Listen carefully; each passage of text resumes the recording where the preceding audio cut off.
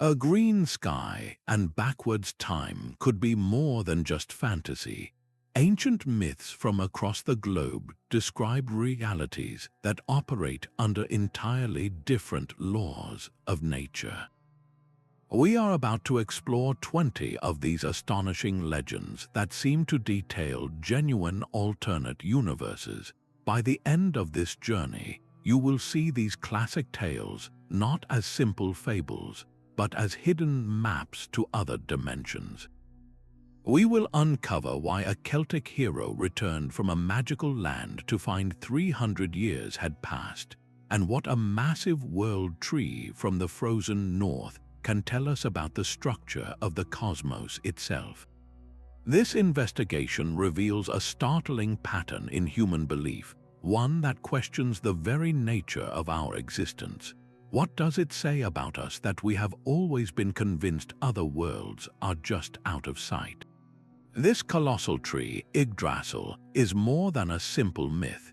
It presents a complete cosmological model, a vision of reality built on interconnection. Think of it not as one world, but as a great tree holding 9 separate fruits, each one a self-contained universe with its own rules. In Asgard, the realm of the Aesir gods, order and power reign supreme.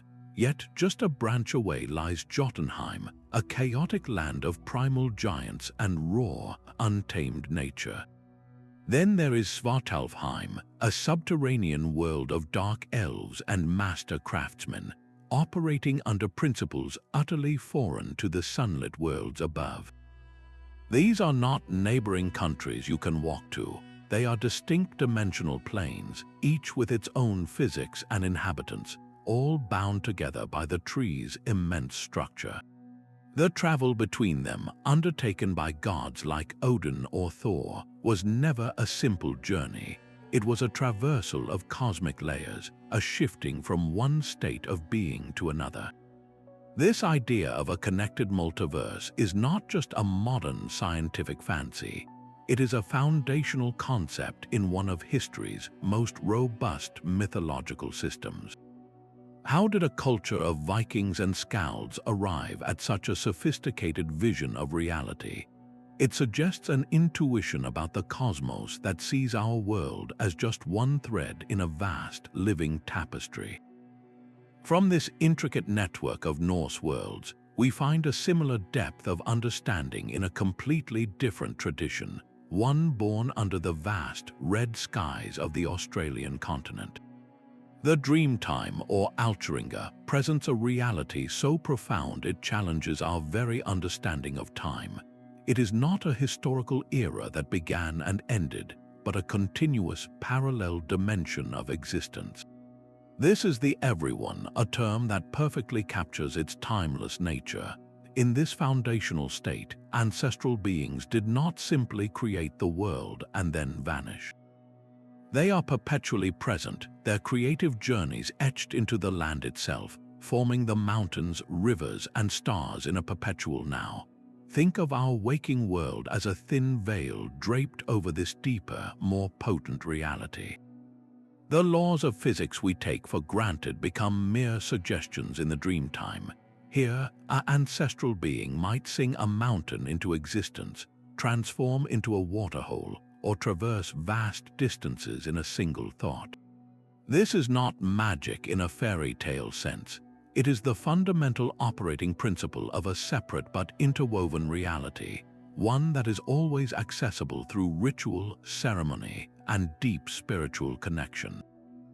The land you walk on is not just rock and soil. It is the living scripture of these ancestral events, a constant reminder that our tangible world is just one expression of a far richer and more fluid cosmos. This view suggests that consciousness itself might be the key to accessing these alternate layers of existence.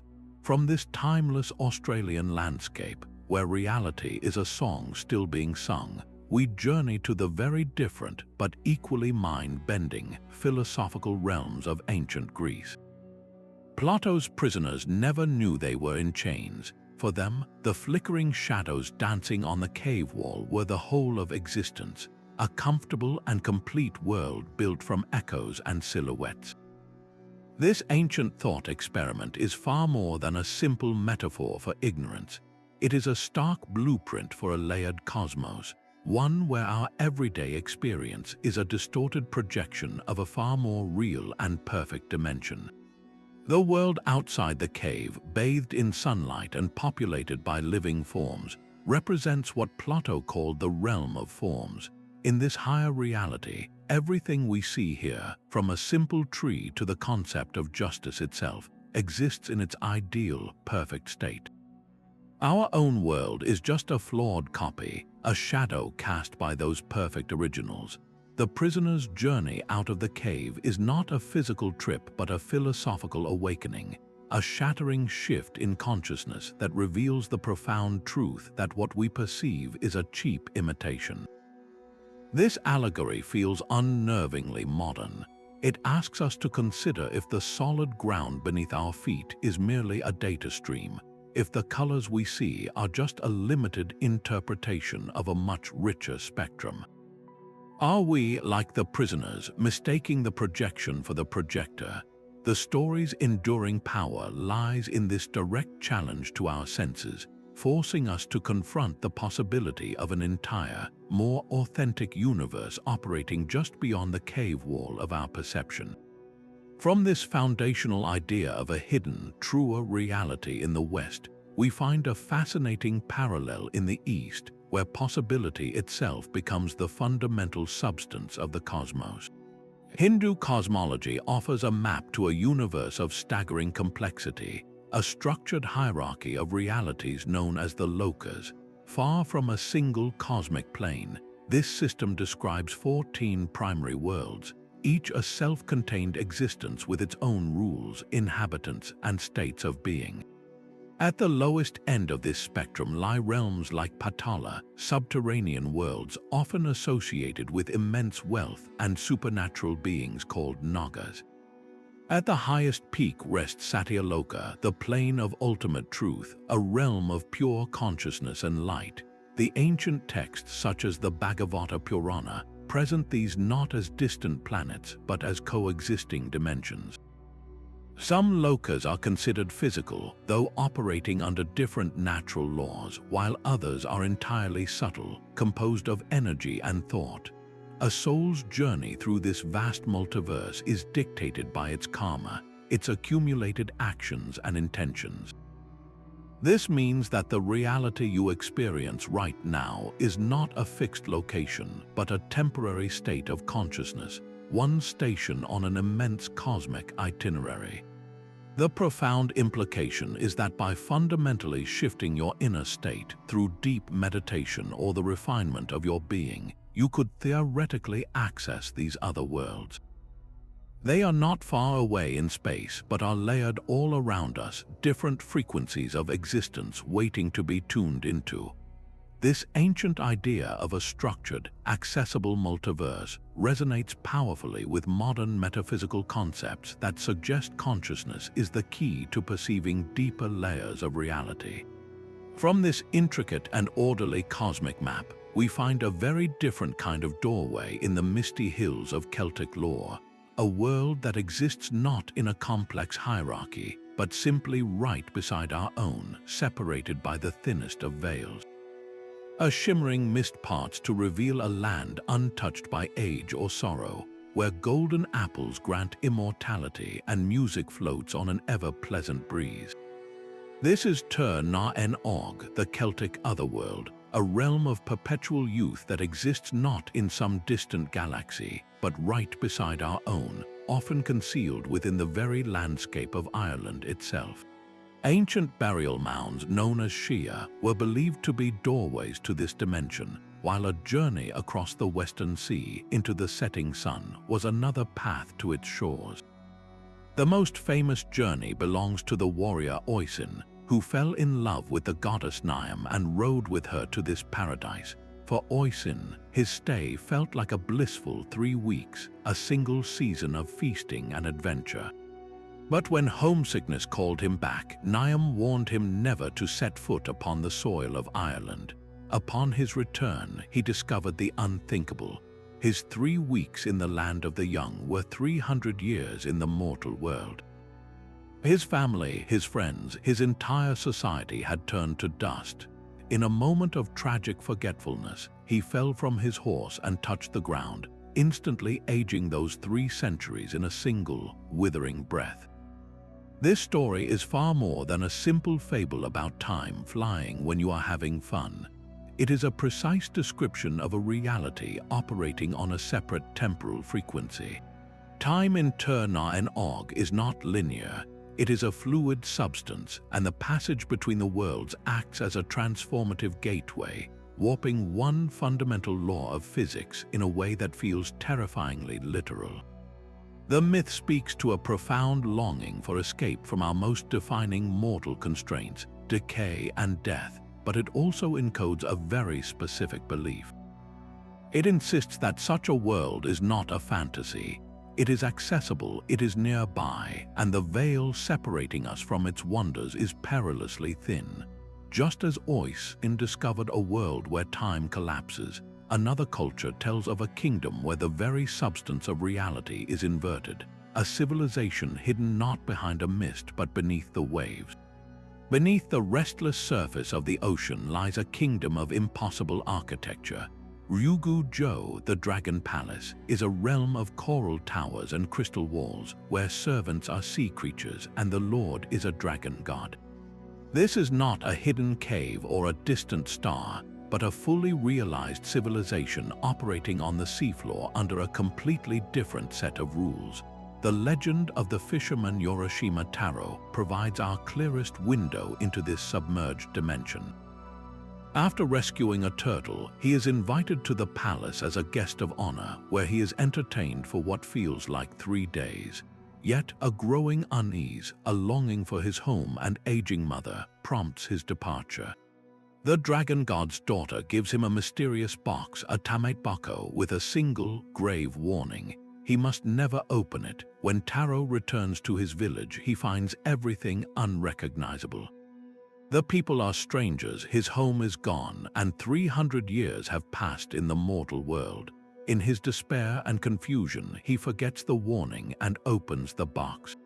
A wisp of smoke escapes, and in an instant, the centuries he never lived crash down upon him, turning him into an old man. This story is a devastatingly precise parallel to the Celtic tale of Tyr and Og. Both involve a mortal's brief sojourn in a timeless realm, and both end with a tragic return that reveals the brutal relativity of time. The Dragon Palace operates on a separate temporal frequency, a place where a single day can equal a century on the surface. But the myth goes deeper than just time distortion. It describes a reality where the ordinary is inverted. Water is not a barrier but a breathable atmosphere. Sea life possesses human consciousness, and a simple box can contain the entire weight of a lifetime. This speaks to a profound cultural understanding of the sea itself as an alien world, a vast, unknowable dimension that obeys its own primal laws. The ocean was Japan's provider and its greatest mystery, a place so deep and powerful that it was only natural to imagine an entire alternate reality thriving in its abyssal darkness. The recurring cost in these myths is the irreversible severance from one's own timeline. There is no going back. The doorway between worlds is a one-way valve into a new life, and the old one is always lost forever. As we leave the sunken crystal palace behind, we find a cosmology that builds its alternate realities not under the sea, but in towering, sacred layers above the earth.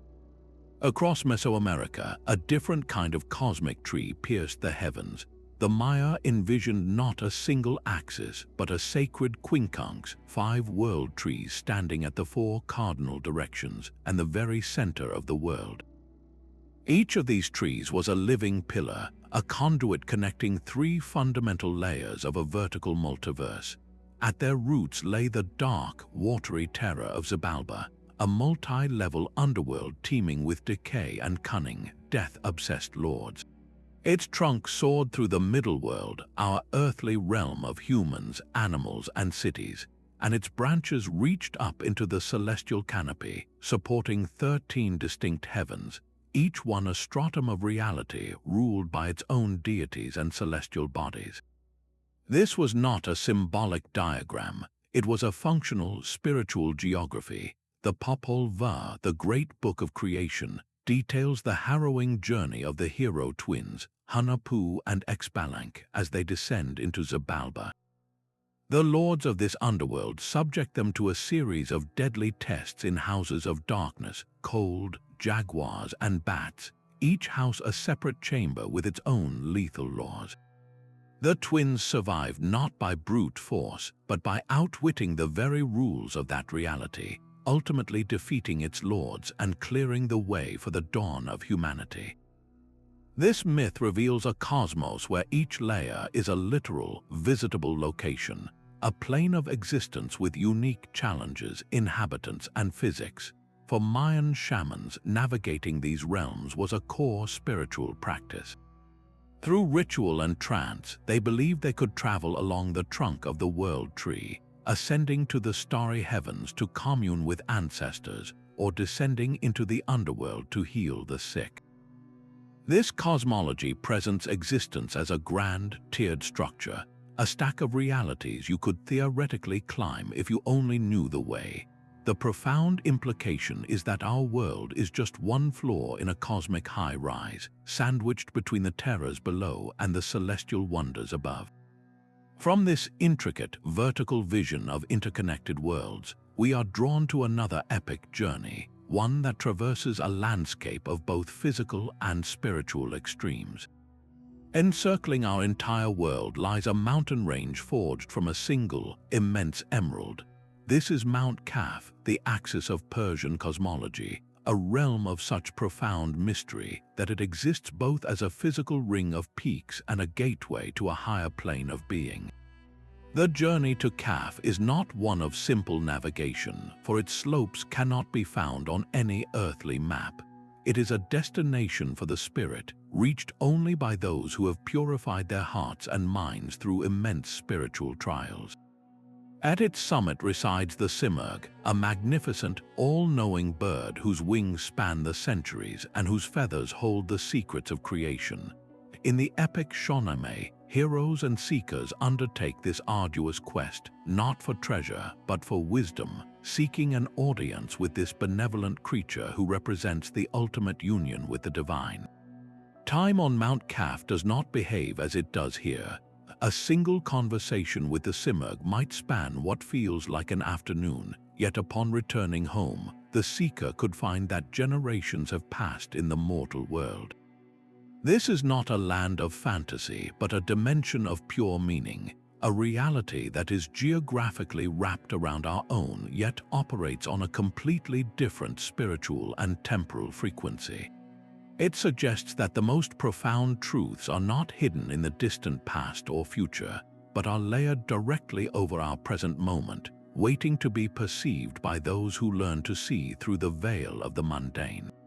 This Persian vision of a world adjacent to our own, accessible through inner transformation, finds a strange and beautiful echo in the deep, dark forests of Slavic lands, where a very different kind of hidden world awaits discovery. The ancient Slavs saw the fabric of existence as a threefold weave. Their world was not a single, solid plane, but a delicate balance between three interconnected realms, Yav, Nav, and Prav. Yav is the world we perceive with our senses, the tangible reality of the living, filled with sunlight, forests, and the daily rhythms of human life. But this manifest world is only one thread. Running parallel to it is Nav, a shadowy, inverted reflection of our own. This is the spirit world, the abode of the dead and ancestral forces, a place where the logic of Yav is twisted into something strange and potent. It is said that during certain liminal times, like the mystical cupola night at the summer solstice, the veil between Yav and Nav grows thin. The boundaries soften, allowing spirits to cross over and the living to catch glimpses of this mirrored dimension. Then there is Prav, the highest realm, which is neither the world of the living nor the dead. Prav is the cosmic blueprint, the realm of divine order and higher truth that governs the laws of both Yav and Nav. It represents a state of perfect justice and balance, the ultimate reality that the other two realms strive to reflect. This is not a simple heaven and hell dichotomy. It is a sophisticated model of coexisting dimensions, each with its own inhabitants and rules, yet all perpetually influencing one another. The mythology insists these layers are permeable. Shamans and heroes could journey into Nav to seek wisdom from ancestors, and the principles of Prav could be invoked to restore harmony in Yav.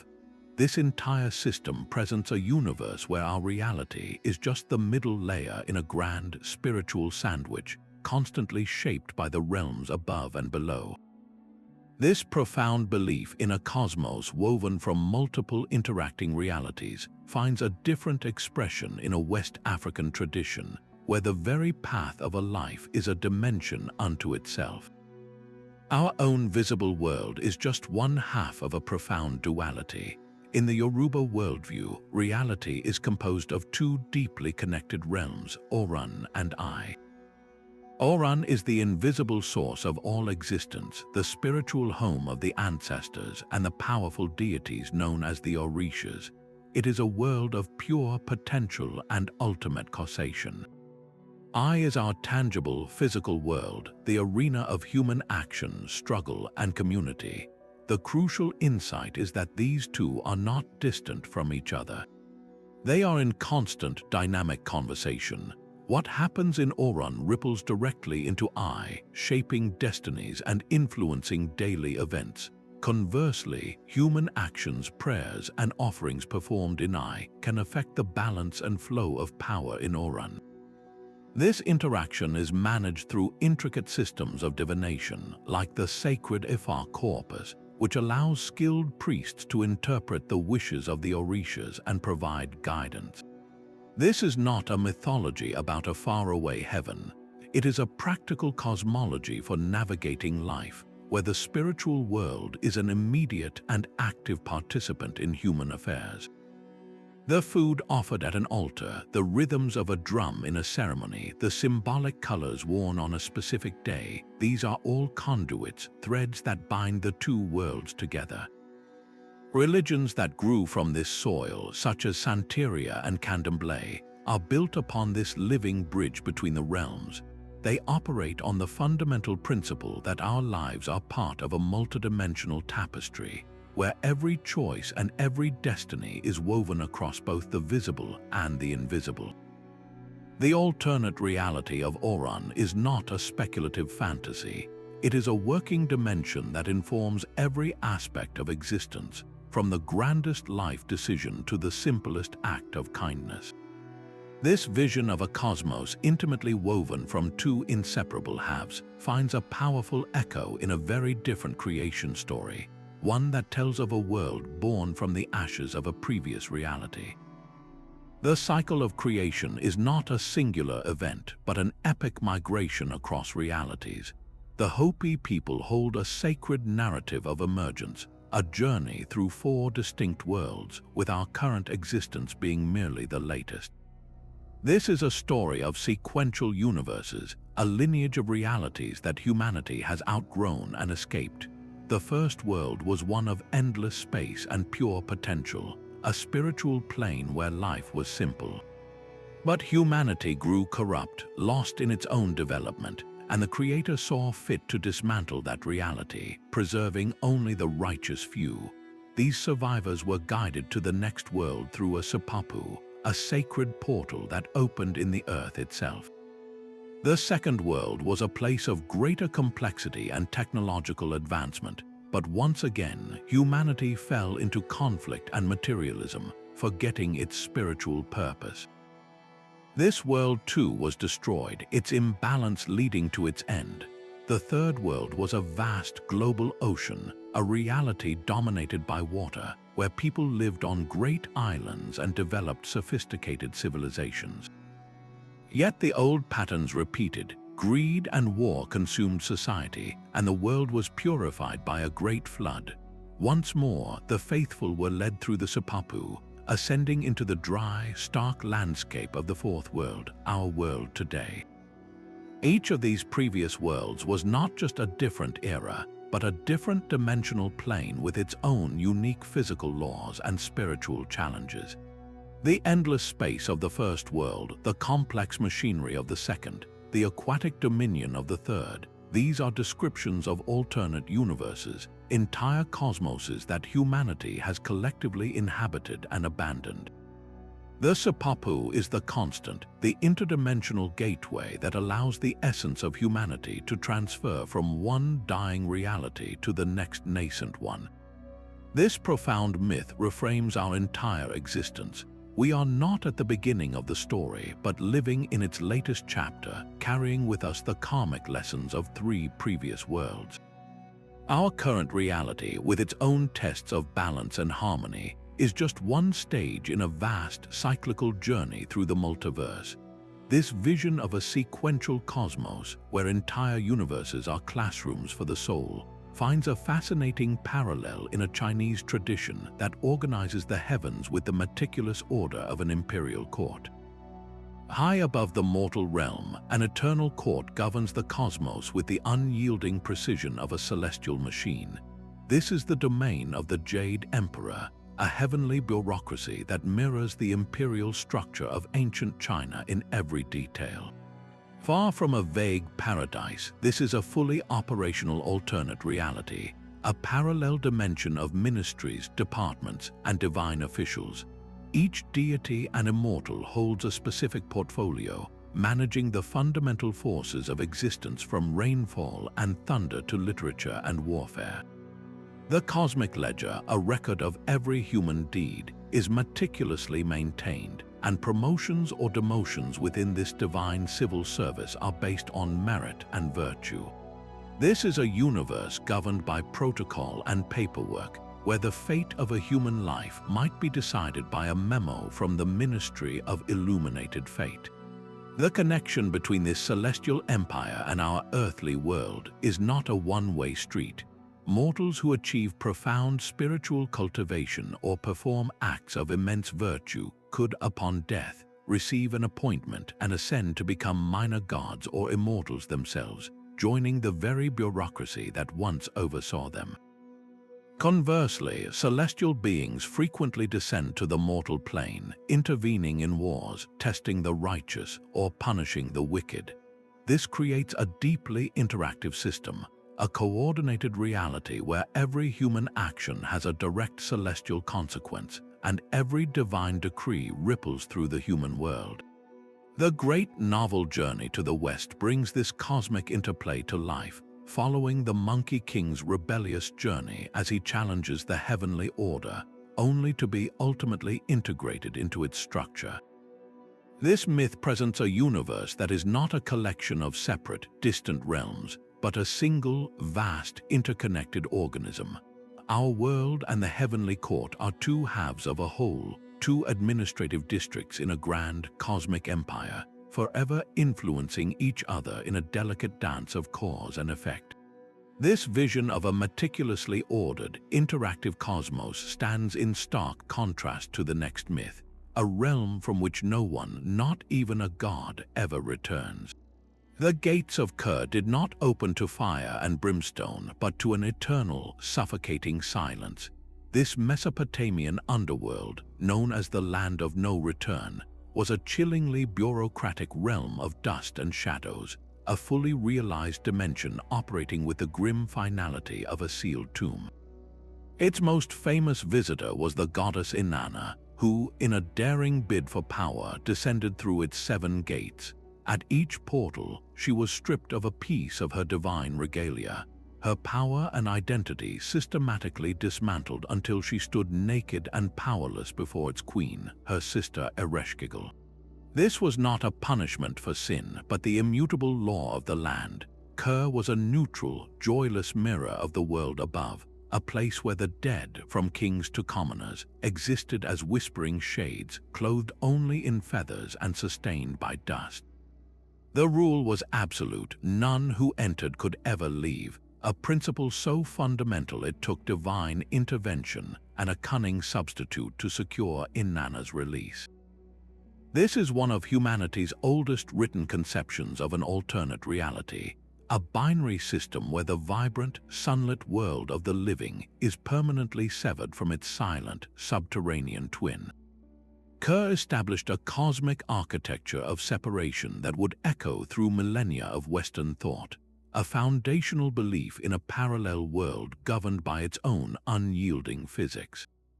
From this ancient, dusty realm of absolute finality, we are drawn to a creation story that begins in a far more primal state, a universe before the very concept of a world even existed. Before the first dawn, there was only the long, silent night of Po. This was not an empty nothingness, but a state of profound potential, a dark and teeming void where all existence slept in a single, unified dream.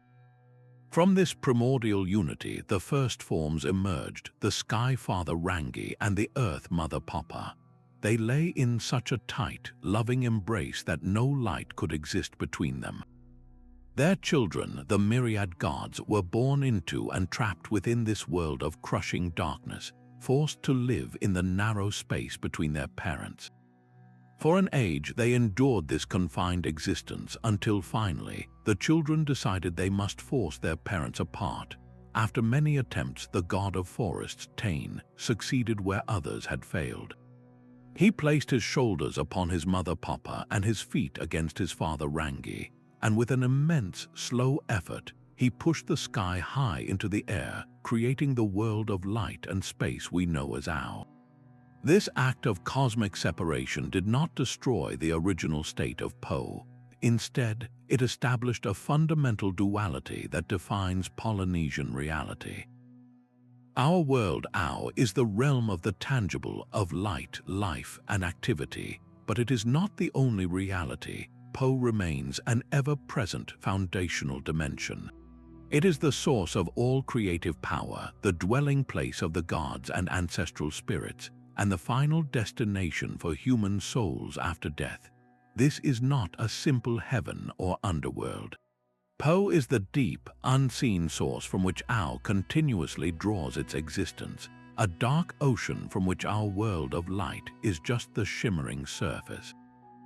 Every act of creation, from the building of a canoe to the composition of a song, is believed to tap into the potent energies of Po.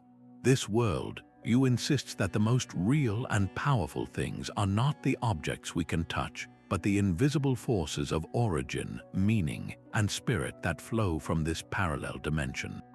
Our world of light is born from, sustained by, and will one day return to the profound, generative darkness. From this vision of a cosmos born from a fundamental separation, we travel to a very different tradition, one that tells of a mythical homeland lost to the shifting winds of time. A mill that forges reality from nothing, its lid spinning constellations of grain, salt, and gold. This is the Sampo, the elusive treasure at the heart of Finland's Kalevala epic. More than a simple magical device, the Sampo is a kind of cosmic engine, a machine that actively generates prosperity from the raw fabric of another dimension. Its creation was an act of cosmic theft, forged by the great smith Ilmarinen not from ordinary metal, but from the very essence of abundance, at the behest of the powerful and enigmatic Lauhai, mistress of Pojola. And it is to Pojola that the Sampo remains bound. This northern realm is not just a distant country, but a starkly different reality. A land of perpetual twilight where shamans command the elements and the rules of nature are rewritten by powerful wills. The hero's epic voyage to steal the Sampo back is not a simple raid, it is a dimensional incursion. They cross a sea that is more than water, facing magical hazards and illusions crafted by Lauhai herself, all to capture a piece of Pojola's inherent magic. The Sampo acts as a bridge, a physical anchor tethering the abundance of that strange northern dimension to whichever world possesses it. When the heroes finally succeed and flee with their prize, the ensuing battle is catastrophic. The Sampo is shattered and lost to the sea, its pieces scattering to bring localized, fragmented prosperity to the world. This is not the story of a lost treasure, but of a failed merger between two realities. The quest for the Sampo reveals a profound belief that scarcity is not a permanent condition, but merely the state of our world, while a dimension of limitless wealth exists just out of reach, accessible only through a magical key. From this shattered mill at the world's edge, where a gateway to abundance was lost, we look to a hidden world that requires no artifact to enter, only a willingness to dive into the unknown depths. The frozen Arctic waters hide a world as real and complex as the one above the ice. This is Adlivun, the great underwater underworld of Inuit belief, a cold, dark dimension where the souls of the dead reside. It is not a place of fiery punishment, but a stark reflection of the world above, a realm of shadowy coastlines and silent depths. Its absolute ruler is the goddess Sedna, a powerful and often wrathful deity whose body, according to the myth, became the very sea mammals the Inuit depended on for survival. Her long, tangled hair is said to be the home of seals, walruses, and whales. When she is angered by human transgressions, she holds these creatures close, causing famine and hardship for the communities on the surface. This creates a direct, visceral link between the human world and this subterranean reality. The survival of an entire village was believed to hinge on the emotional state of a being living in a different dimension. This connection was so vital that it required a specialized traveler, the Angakuk or shaman. Through intense drumming, chanting, and trance, the shaman's spirit was said to journey down to the ocean floor, navigating the treacherous currents to reach Sedna's abode. There, the shaman would calm the great goddess, combing the tangles from her hair to release the animals and restore the balance of life. This practice was not seen as mere superstition, but as a critical form of interdimensional diplomacy. The myth of Sedna presents a cosmology where different planes of existence are not separate, but are layers of a single, breathing ecosystem. The human world, the spirit world of Adlivun, and the animals that move between them are all nodes in a delicate network. A disruption in one layer causes immediate consequences in another, and communication between these realities is not a mystical luxury, but a fundamental necessity for life itself. This vision of a deeply interconnected, living cosmos carries a profound ecological wisdom, recognizing that our actions resonate through layers of existence we can scarcely perceive. From this frozen, interdependent world beneath the waves, we are drawn to a very different kind of hidden realm, one veiled not by water, but by the sands of time and faith. Death is not an immediate departure to an eternal destination, but a journey with a waiting room. In the Islamic tradition, this waiting state is known as barzakh, a profound and distinct dimension described as a barrier or isthmus between the world of the living and the final hereafter. It is not a physical location you can point to on a map, but a separate state of existence, a realm of pure consciousness where the soul resides after the body's death. Here, time itself unravels differently. A single day in barzakh might feel like 1,000 years of our time, or 1,000 years might pass in the blink of an eye, placing the soul in a suspended timeline entirely its own. The soul in barzakh is not in a state of full reward or punishment, but rather experiences a poignant foretaste of its ultimate fate, a preview of the paradise or torment that awaits after the final judgment. This is a reality built from perception and spiritual consequence, a buffer zone that allows for a necessary transition between the tangible world of life and the absolute reality of the afterlife. The concept of barzakh introduces a fascinating architectural principle to the multiverse, the idea of transitional realities. It suggests that the journey between major states of being, like life and death, may require way stations, intermediate dimensions where the soul is prepared for what comes next. This is not a finality, but a pause, a cosmic decompression chamber between one universe and the next.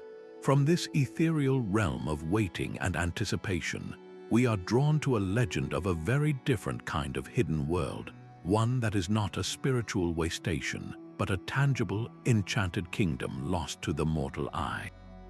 A single, perfect apple hangs from a silver branch, its skin holding the light of an eternal sunset. This is the fruit of Adlivun, the legendary Isle of Apples, a kingdom veiled by enchantment and accessible only when the mists part for a destined few. Far more than a simple island, Adlivun is a dimensional sanctuary, a slice of an alternate reality where the fundamental laws of our world are gently rewritten. Here, time does not erode, it preserves. The most famous resident of this timeless realm is, of course, King Arthur. The great king was not buried in a common grave, but carried by the mystical bargemaidens to this healing shore, where his mortal wounds were tended by the sorceress Morgan Le Fay and her 8 sisters. The legends insist he does not sleep, but waits, fully restored, for the hour of Britain's greatest need. This is the core of Adlivun's power. It is not a land of the dead, but a realm of suspended animation, a pristine reality where decay and entropy are held at bay by the very air itself. Geoffrey of Monmouth's writings codified this idea, presenting Adlivun as a place removed from the linear flow of history, a parallel dimension operating on a separate temporal frequency. The mist that surrounds it is not merely weather, it is the visible boundary between our world and that other, a shimmering curtain of dimensional static. To pass through is to cross a threshold into a reality where magic is not superstition, but the native law of the land. This archetype of a hidden paradise, a world of peace and perfection existing just beyond the edge of the map, resonates with a deep human yearning. It is the promise that a better, truer world is not a fantasy, but a place that is simply hidden, waiting for the right moment or the right person to reveal its shores. This same powerful longing for a tangible, hidden utopia finds its most famous expression not in the mists of Britain, but deep within the uncharted jungles of South America. Deep within the uncharted jungles, a city of gold shimmered just beyond the reach of conquistadors and adventurers.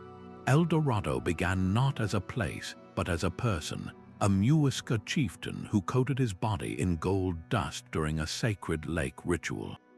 Yet over generations, the man transformed in the European imagination into a metropolis, a kingdom where gold was as common as stone and jewels paved the streets.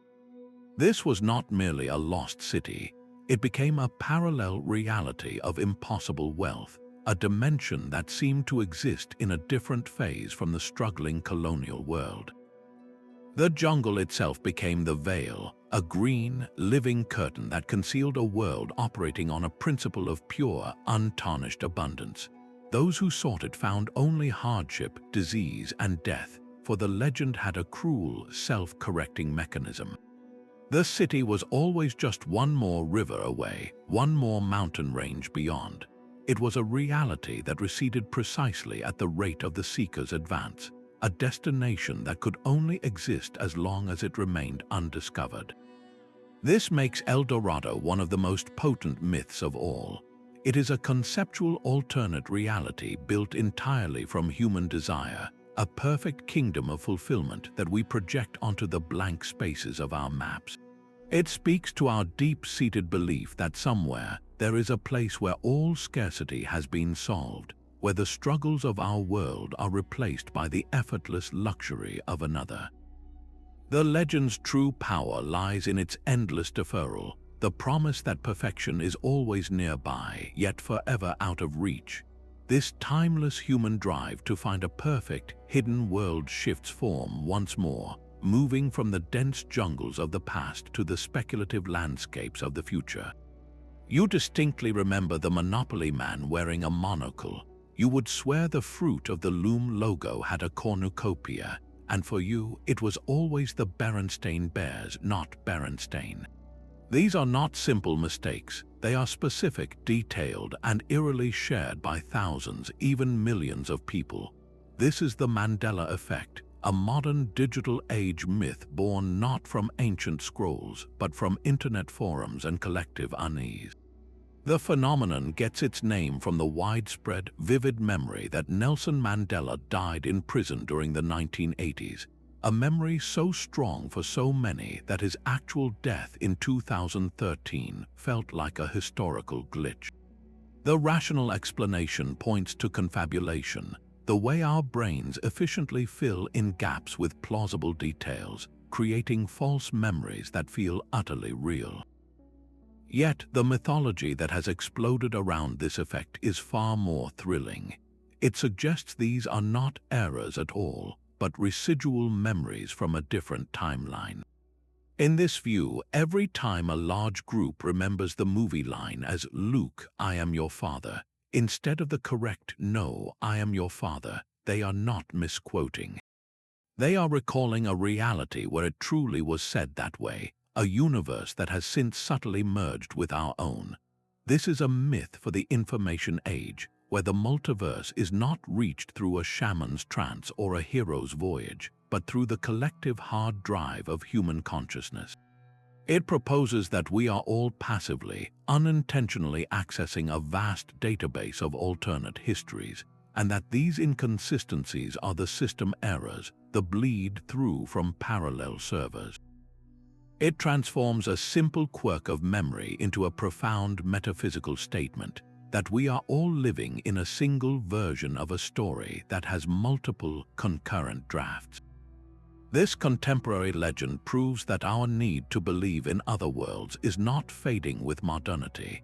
It is simply evolving, finding new cracks in our digital reality to seep through. Having journeyed from the world tree Yggdrasil to the glitches of the Mandela Effect, a powerful pattern emerges across all 20 of these myths. They are not random fantasies. They form a consistent, deeply human response to the mysteries of existence. Every single one of these stories, from the timeless Dreamtime to the sequential worlds of the Hopi, addresses a core set of unanswerable questions. What lies beyond the horizon of our senses? Why does time flow only forward? What happens after death? The answer, repeated for thousands of years in every corner of the globe, is that our reality is not the only one. There are other layers, other frequencies, other rooms in the cosmic house. These myths provide a framework that makes the universe feel larger, more mysterious, and ultimately more meaningful. They satisfy a profound longing to believe that our struggles with mortality, scarcity, and injustice are not the final word, that there are worlds without decay, kingdoms of abundance, and dimensions of pure justice. This recurring motif is a fundamental pillar of human thought, as universal as language itself. It tells us that the conviction that we are not alone in the cosmos extends beyond the hope for extraterrestrial life. It is the deep, intuitive belief that we are not alone in the multiverse, that our singular reality is just one note in an infinite symphony of existence. 20 distinct stories spanning every inhabited continent and thousands of years of human history all whisper the same incredible secret: we live in a multiverse. The sheer consistency of this idea is itself a kind of miracle. The Norse envisioned it as a great tree, the Maya as a towering pillar, and the Inuit as a dark ocean beneath our feet. Yet despite these wildly different cultural lenses, the same core principles appear again and again. These are not random fantasies. They are a universal human response to the great mysteries of life. Every culture has looked at the finality of death and imagined a world beyond it. They have felt the relentless, one-way flow of time and dreamed of realms where it stands still or flows backward. They have contemplated the vast, starry sky and intuited that it is not an empty void, but a structure teeming with other levels of existence, other floors in the cosmic hotel. The portals to these worlds are just as consistent. Whether it is a shaman's trance, a hero's voyage across a western sea, a sipapu in the earth, or the simple, tragic act of opening a forbidden box, the method of travel is always a transformation. It requires a shift in consciousness, a crossing of a sacred threshold, a departure from the ordinary rules of the world. And once you are there, the new reality always has a tangible connection to our own. The health of Sedna in her underwater world dictates the hunting luck of an Inuit village. The bureaucratic decisions of the Jade Emperor's court directly shape human destiny. The Dreamtime is the perpetual, creative source from which the physical Australian landscape is continuously born. This is not escapism. It is a sophisticated model of a connected, living cosmos. So what are we to make of this breathtaking pattern? Are these stories merely psychological archetypes, born from a shared human brain that naturally dreams of something more? Are they beautiful metaphors we use to explain the unexplainable, giving poetic form to our fears and hopes? Or could it be that for millennia, humanity has been sensing something real, intuiting a genuine cosmic architecture through the language of myth and legend? Perhaps the truth lies in the function of the stories themselves. They are not just descriptions, they are tools for living. The Hopi emergence myth teaches that we must learn the lessons of this world to graduate to the next. The Yoruba system of Orun and I provides a practical guide for aligning your life with spiritual forces. The Celtic warning about Tyr na and Og reminds us that every paradise has a cost, and that time is the one currency you can never get back. These myths give meaning to our existence by placing it in a context infinitely larger than our brief, individual lives. They assure us that the struggles we face with scarcity, injustice, and mortality are not the final word. They tell us that our reality is not a lonely, singular accident, but one note in an infinite symphony of being. The enduring power of these tales, from the oldest cave to the newest internet forum, reveals a fundamental truth about who we are. We are the species that cannot accept that this is all there is. We are hardwired with the conviction that just beyond the veil of our perception, just past the edge of the map, other worlds are waiting. This recurring human dream of other worlds is perhaps the most compelling myth of all. We have crossed from the roots of Yggdrasil to the digital glitches of the Mandela Effect, and a breathtaking pattern has emerged, a tapestry woven from the same fundamental threads of wonder. These 20 stories, born on every continent across thousands of years, are far more than simple fables. They are a universal language of the human spirit, a collective response to the profound mysteries of existence. Why are we here? What happens when we die? Why does time steal everything we love? The answer, whispered from the mists of Avalon and the depths of Adlivun, is always the same. Our reality is not the only one. These narratives challenge the very limits of our perception, asking us to consider that the solid, predictable world we navigate daily is just one layer in a cosmos of unimaginable depth. They transform the unknown from a source of fear into a canvas for the most profound possibilities. The philosophical cave of Plato, the sequential worlds of the Hopi, the celestial bureaucracy of the Jade Emperor, each one is a unique window, yet they all look out upon the same vast, mysterious landscape. This is not a coincidence. It is a testament to an innate human drive, a deep-seated need to believe that our struggles with mortality, scarcity, and injustice are not the final word. These myths assure us that there are realms without decay, kingdoms of abundance, and dimensions of pure justice. They give our lives context and meaning by placing our brief, flickering existence within an infinite, living multiverse. So what are these stories? In the end, they are not just descriptions, they are invitations. Each myth is a portal not made of stone or mist, but of pure imagination. They invite us to do what humans have always done best: to question, to dream. and to look at the familiar world with new eyes, wondering what incredible realities might be living right next to ours, separated by the thinnest of veils. Which of these 20 worlds resonated most deeply with you? Was it the timeless peace of Tyr, Na and Og, or the structured order of the Chinese heavens?